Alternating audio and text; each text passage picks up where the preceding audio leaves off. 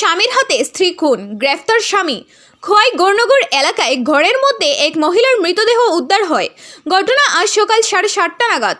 মৃত মহিলার নাম রমলা ঝাড়া, বয়স 40। ঘটনার বিবরণে জানা যায়, গৌরনগর এলাকার জৈনেক পরিমল ঝরা, বয়স 37।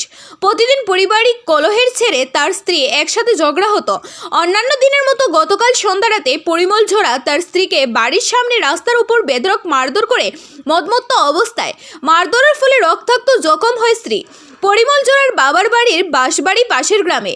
স্ত্রীকে মারধর করে রক্তাক্ত অবস্থায় পরিমল ঝরা তার বাবা মঙ্গল ঝরা বাড়িতেই রেখে দিয়ে নিজ বাড়িতে চলে আসে। আজ ভোরবেলা পরিমল ঝরা বাবা মঙ্গল ঝরা খবর দিয়ে রমলার মৃত্যু হয়েছে।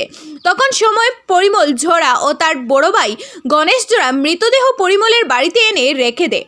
তখন প্রতিবেশী মৃতদেহ দেখে খোয়াই থানায় খবর দেয়। পুলিশ ঘটনাস্থলে যায়। মৃত মহিলার স্বামী পরিমল ঝরাকে গ্রেফতার করে পুলিশের তদন্ত চলছে। Bureau report, Shyamali Tripura. ভোরবেলা আমরা একটা খবর পাই যে জরাপাড়া গৌরনগর একটা মার্ডার হয়েছে। তো সেই ইনফরমেশন পেয়ে I along with additional SP, OC women and second OC Khowai, তো আমরা এখানে ছুটে আসি। এফএসএলকেও খবর দেওয়া হয়।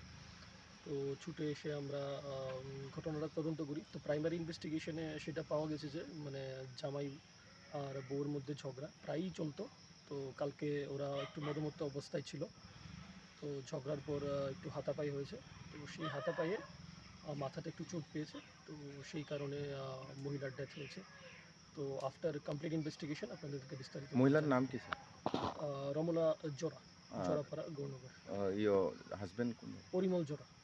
এখন কোথায় আছে হাজবেন্ড? হাজব্যান্ড আমরা অ্যারেস্ট করে ফেলেছি, খোয়াই পিএসে আছে। অ্যান্ড পরবর্তী তদন্ত করে আপনাদেরকে জানানো হবে। ওদের কি কোনো সন্তান ছিল স্যার?